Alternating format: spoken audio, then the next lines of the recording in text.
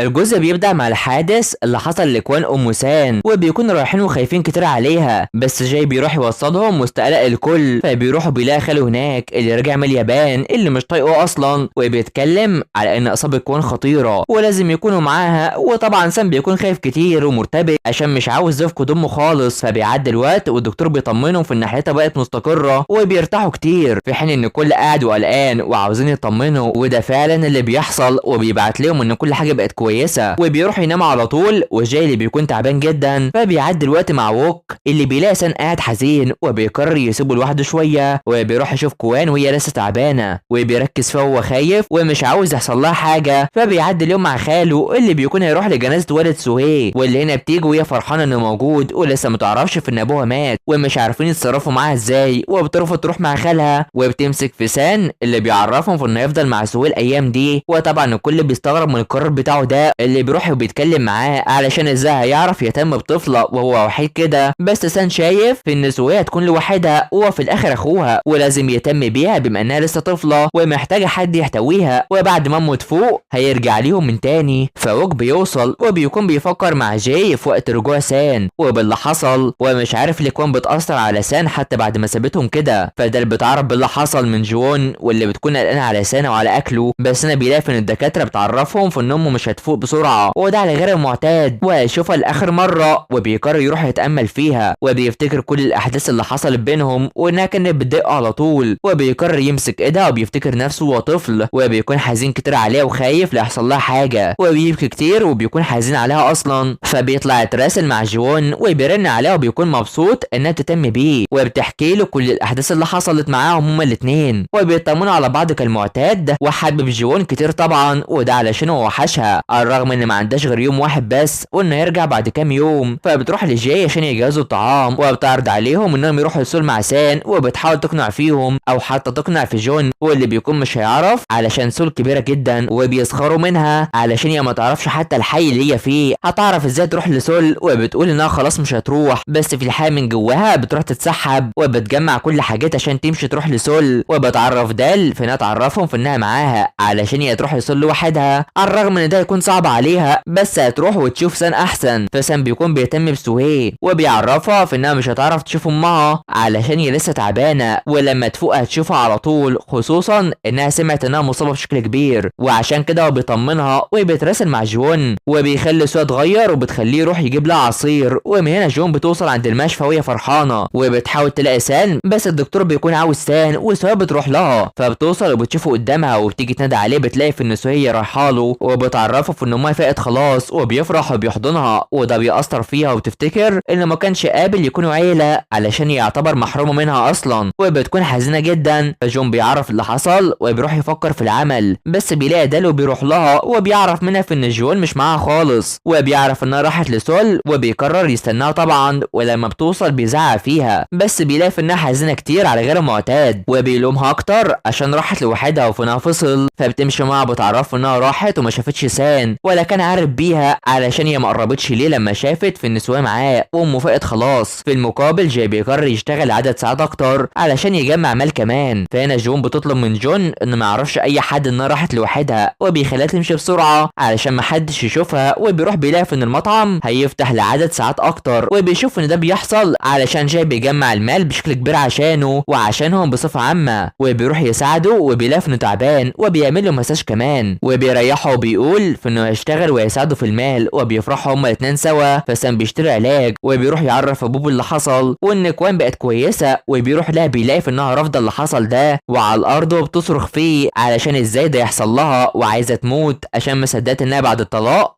لقت راجل كويس واتجوزت ومش بتهتم بالحادث اللي حصل، وانها كانت معجزه انها تعيش اصلا، وشايفه في انها تموت احسن عشان مش هتعرف تعيش باصابتها دي. وسان شايف في انها لسه انانيه عشان لو ماتت هيحصل له ايه هو وسوهي. وبيمشي هو متاثر وبيسيبها تبكي وهي رافضه اللي حصل لها ده علشان هي اللي بتتالم. وده وسط متابعه سان ليها، وسوهي بتيجي وبيرفض انها تخليها تشوفها وبيخليها تبكي وبتمشي على طول وهو لسه متاثر. فبيروح يتكلم مع خاله ومش عاوزه يفتكر كلام امه كتير، وبيعرض عليه انه يدخل جامعه في سول عشان يكون جنب امه في مرضها بما انه هيسافر وانها مش هتعرف تتحمل اللي هي فيه ده لوحدها، وخايف على سوهي يحصل فيها اي حاجه علشان امه جايز ما تمشيش خالص ووقتها تحتاج حد يكون معاها، وبيكون مش عارف يعمل بيعمل ايه خالص في حياته البائسه دي، وبيرن على جون عشان يشتكي ليها بس بتكون نايمه ومش بتسمع ده خالص، وبيفضل حزين زي ما هو. فبيعدي اليوم وسام بيوصل وسو بتفوق وبتعرفوا في انهم يحتفلوا بعيد ميلادها وعاوزاه يتمنى امنيه ليها ويقولها بصوت عالي علشان تتحقق زيها كده. فبيعرفها في ان الامنيه بتاعته محدش هيسمعها ومش هتتحقق وبيحزن. فهنا جون بتفوق وبتلاقي في النسان هيرجع بكره وبتروح تعرفهم بس بيلاقوا في ان مش بيرد، وبيجروا على المطعم وهم خايفين عليه وبيلاقوه مغمى عليه في المطبخ وبيفضل ينكر بس بيتعب جامد وعشان كده بيروح للمشفى على طول وبيتركب له محلول وبيفوق ولسه بينكر اللي حصل علشان هو عنده اجهاد جامد وبيطمنهم عليه وبيخلي جون تروح المدرسه عشان بلاش تغيب خالص. وجون هيفضل ويهتم بيه في الوقت الحالي وبتمشي وهي مش عايزه تعمل ده، فبيمشوا وبيزعقوا في جاي عشان لازم يهتم بصحته وان كل يوم في المطعم. وجون بيقرر يروح يقفله النهارده وبينزل وهو حزين على اللي حصل لجاي ده، فبيروح ياخد علاج وبيكون بيشتغل كتير عشان يعرف يسافر جون لامريكا ويهتم بمستقبله. بس ووك عاوزه يهتم اكتر لنفسه علشان لازم ما يركش نفسه، وده علشان خاطر جون واللي بيكون سامع كلامهم ده وبيحزن بشكل كبير وبيمشي يقعد لوحده ومش بيعرف جون لما بتيجي باي حاجه واللي بتروح تتم بابوها وعاوزاه يكون كويس بما ان جون مع صاحبه هان واللي كان حكاله على اللي بباله وشايف انه يروح لابوه البيولوجي علشان ياخد منه المال بما انه مصرفش على اي حاجه خالص وان ده مستقبله ويسافر عشان طول ما هو في الريف مش هيعمل اي حاجه، رغم ان جون مش عاوز يمشي وعاوز يفضل هنا مع عيلته وان ده فرصته وبيفرحوا. فبيمشي يشوف ان المطعم شغال وبيفتكر كلام صاحبه ان ياخد من ابوه المال احسن وبيروح يساعد جاي في العمل الكبير في المطعم ده لغايه ما بيخلصوا وبيجوا ماشيين بيلاقوا ان جون متضايق كتير من العمل الكتير ده وبيعرفوا في انه يروح لامريكا مع ابوه وبيصدم جاي علشان هو مش عاوز يروح ولو هيروح فيروح على حسابه احسن. بس جون بيكون رافض عشان هو سمع كلامهم وانه بيشتغل كتير علشانه ومش يقدر يعمل له اي حاجه ويوديه بالمبالغ الكبيره دي وانه يكون كويس وهو هناك وبيبكي بشكل كبير وبيخلي جاي مذهول من كلامه ده. بس جون عاوزه يبقى كويس ويهتم بصحته وده اهم حاجه عنده حاليا وبيمشي وجاي بيكون لسه مصدوم زي ما هو. فتاني يوم جون وجاي بيروحوا يستعدوا علشان سان هيوصل ويعملوا له الطعام اللي بيحبوه وهي بتروح تتابعه وجاي بيطبخ كتير بس انا بتراسله وبتحزن انه يتاخر بس بيظهر قدامها وبتروح تجري عليه وبتحضنه على طول وبتعرفه كل الاحداث اللي حصلت معاهم وان ابوها تعب برضه وبيدخلوا عشان يعدي وقت طويل على انهم يكونوا سوا وبيروح بيلاقي تجهيزات الطعام دي وبيفرحوا علشان ياكلوا سوا من تاني بس بيلاقي في ان جون حزين وبيروح يتكلم معاه وبيعرف اللي جواه وان ده بسبب ابوه البيولوجي وبيفكر في انه يروح لامريكا معاه وانه قرر يعمل ده وده بيصدم سان طبعا ورافض انه يروح معاه علشان هو كمان هيمشي وما ينفعش يمشوا هما الاتنين في نفس الوقت وبيتصدموا. فجون بتطلع عشان تنادي عليهم وده وسط ماما بيتخانقوا علشان ازاي يسيب جاي بعد كل اللي حصل واللي استحملوا علشانه ولا يكون حابب مال ابوه الغني وده بيخليهم يتخانقوا هما الاتنين اساسا. واللي بتشوف ده هي جون وبيتصدموا كتير وبتكون سمعت انهم هيمشوا وانه هيروح مع ابوه الحقيقي وسام بيعرفها في ان جون هيروح لامريكا وهو هيروح لسول وجون بتصدم كتير من كلامهم ده علشان هما الاتنين هيسيبوا البيت وهيروحوا مع عائلتهم الحقيقيه وبتحزن. والجزء بيخلص على هنا فما تنسوش اللايك والاشتراك في قناه وتفعيل الجرس حلوين علشان يوصلكوا الجزء الجاي. تابعونا، سلام.